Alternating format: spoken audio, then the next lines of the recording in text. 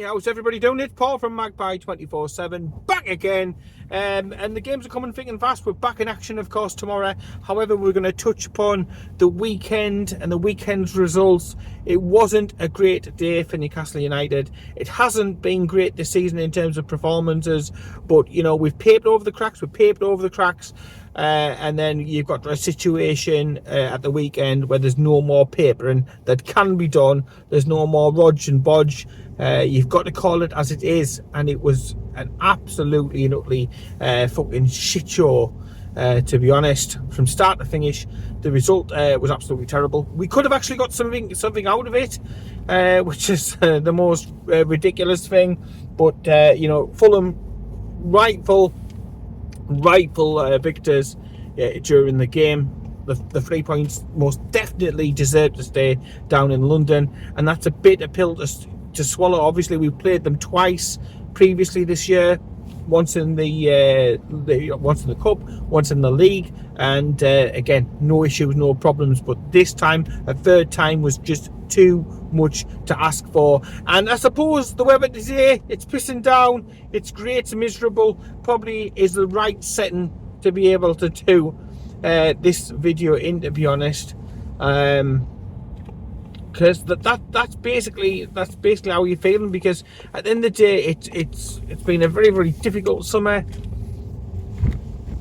We've not got done what we need to have got done. The squad is unbalanced. The squad wasn't ready for the beginning of the campaign. We've had a change in terms of ownership.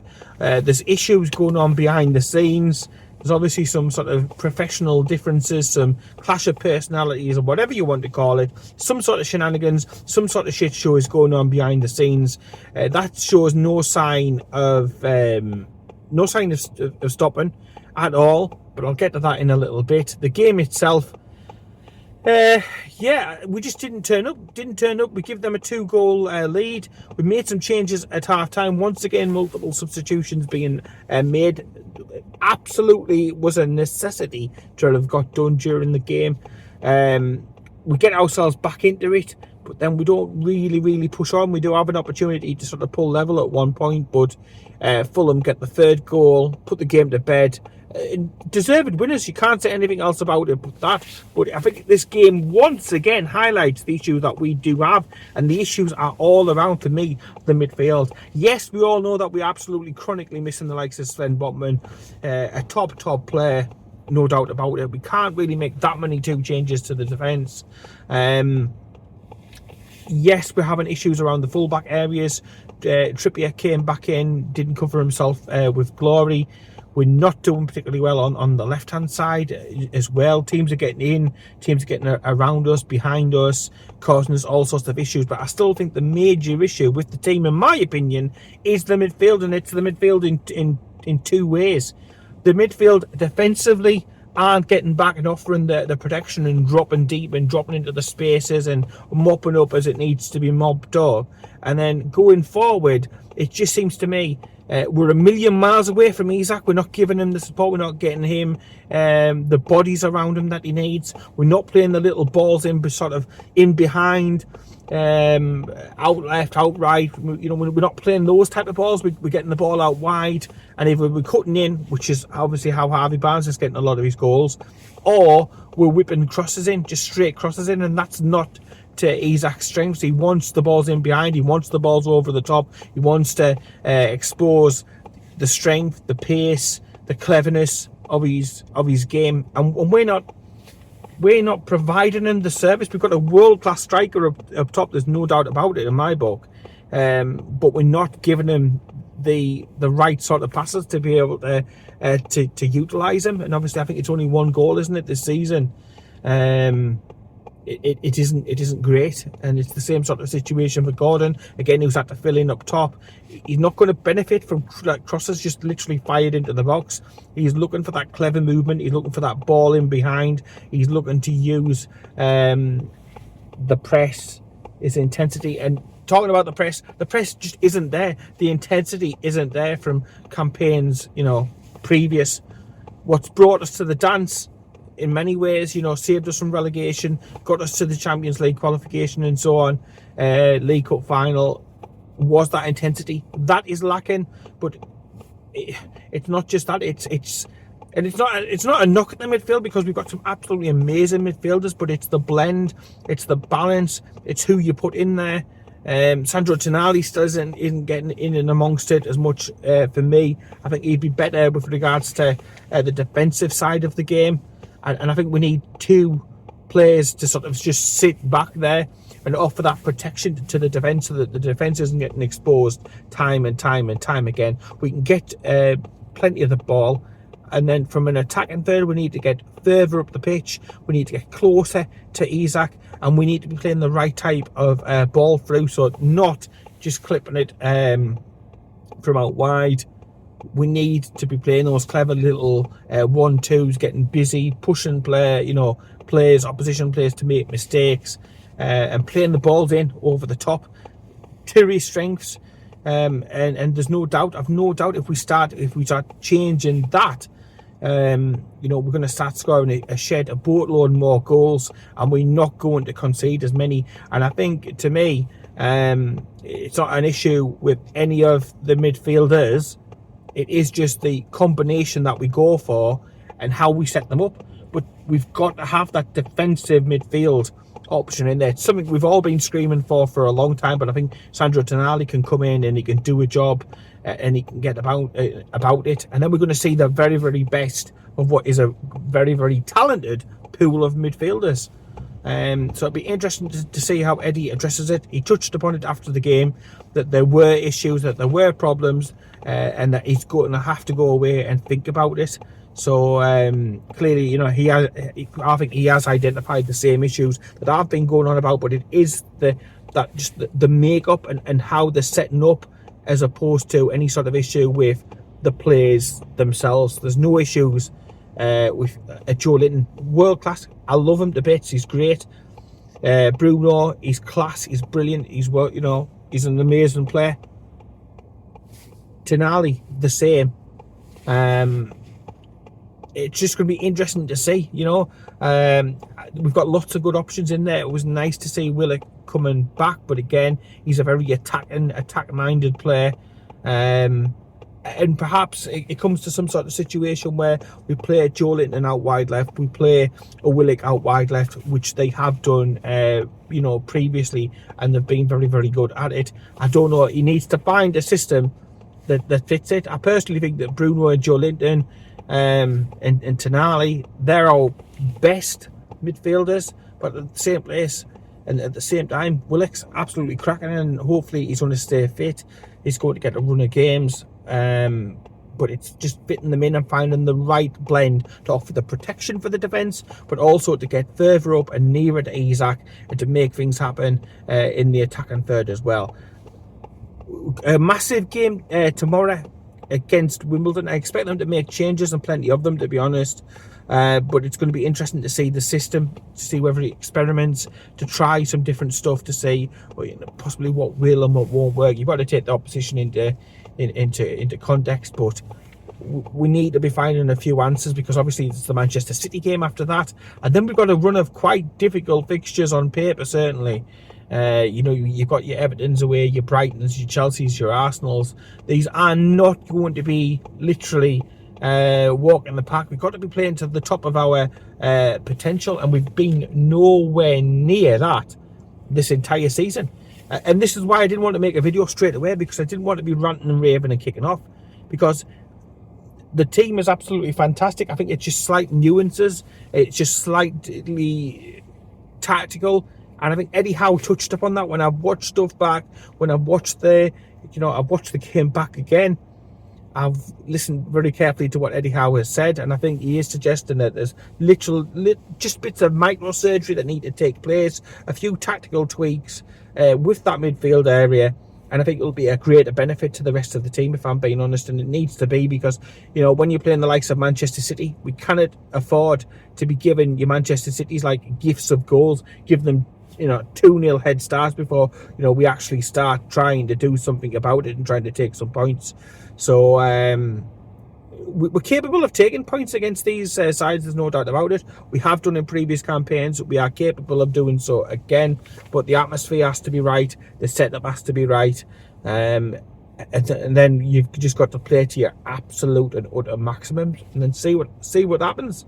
So fingers crossed. Let me know down below what you think the problem is, what the issue is. I know recruitment hasn't been fantastic. I know that we're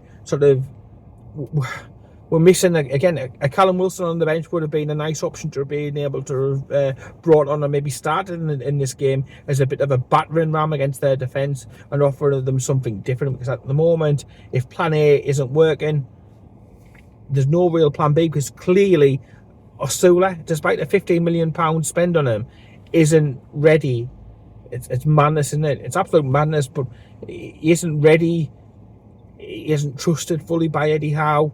Whatever it may be, maybe he's just not good enough. I don't know. Time will tell on that one. Time will tell. I think it is a longer term play, to be honest. But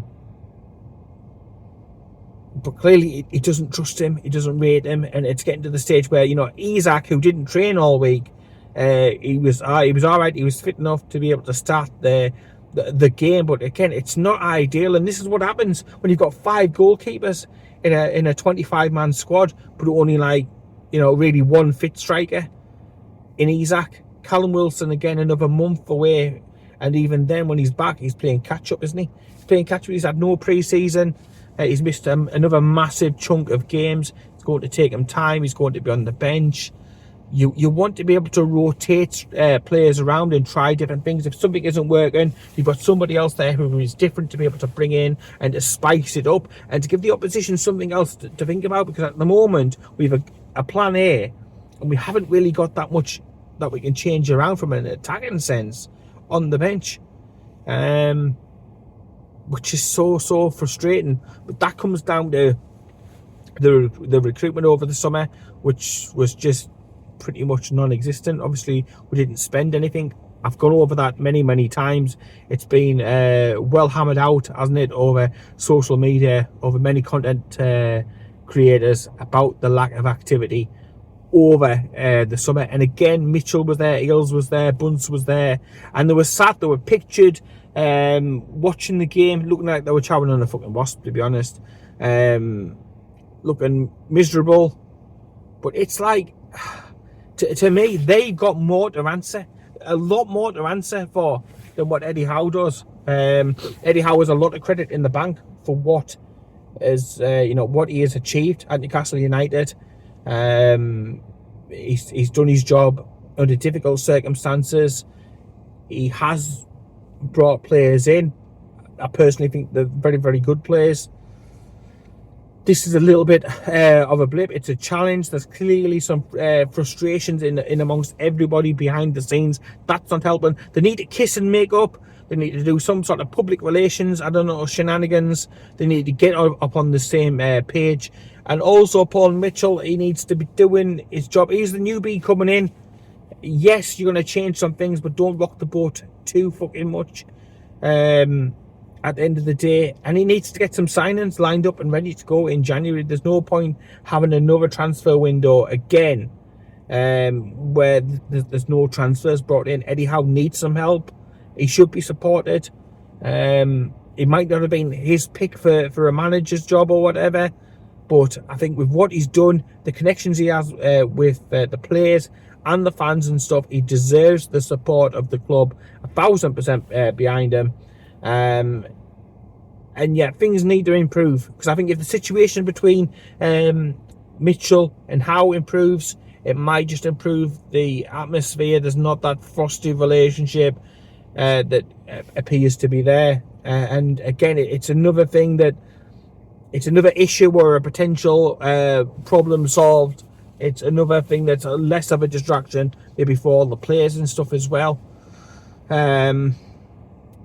So hopefully this gets addressed, because it's literally, just like I said, like a fart in a fucking lift. You can't get away from the bastard stench that's happening, you know. It's a thing that it doesn't need to be there. It's like we're putting an obstacle in our own way, if you know what I mean.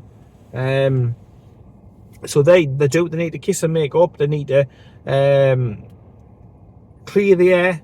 They need to draw up boundaries. They need to do whatever they need to do to get this shit dealt with. It's absolutely ridiculous. You don't have to like everybody that you work with. Many people I've worked with, I couldn't fucking stand, to be honest. But it is what it is at the end of the day.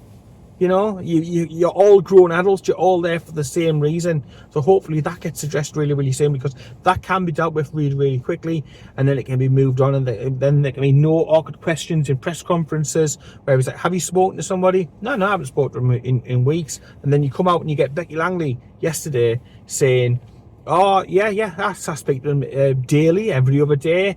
He's come down, he's took part in this, that and the other. And then you got Eddie Howe saying, I haven't spoken to him in weeks. It doesn't look good, and I imagine that the ownership will not put up with it for too much longer. You know, if they can't work side by side, then clearly one is going to have to go. And you would think, with the credit that Howard's got in the bank with what he has done and the miracles that he's done on Tyneside, it would be him staying and Mitchell being shown the door literally 5 minutes after walking through it. So yeah, interesting times ahead, but a massive game against Wimbledon in the League Cup coming up. And yeah, a few changes, but it's a massively important game. The League Cup is something we must cling to this season. It's a massive opportunity for us. It always is, to get that fucking curse off our back about not winning out and stuff like that. So yeah, massive. No excuses. Tomorrow we've got to go down there, get the victory into the next round, and then see who we get. Hopefully a bit of a favourable draw. It would be nice to have some home draws as well. So yeah, let me know about all of that down below. We'll be back as soon as possible after the Wimbledon game for the thoughts upon that, and hopefully talking about a comprehensive Newcastle United victory. So let me know down below your score predictions, who you would start in the game. There will be changes, no doubt about it. We might see Asula given a chance up top, Miggy given a chance, you would think. So let me know about all the changes you expect. I think Kraft will come in and get some minutes as well, rightfully so. He's done a cracking job, hasn't he, this season? Yeah, let me know all of that down below in the comments. And in the meantime, take care, subscribe to Magpie 24/7, and I'll speak to you later.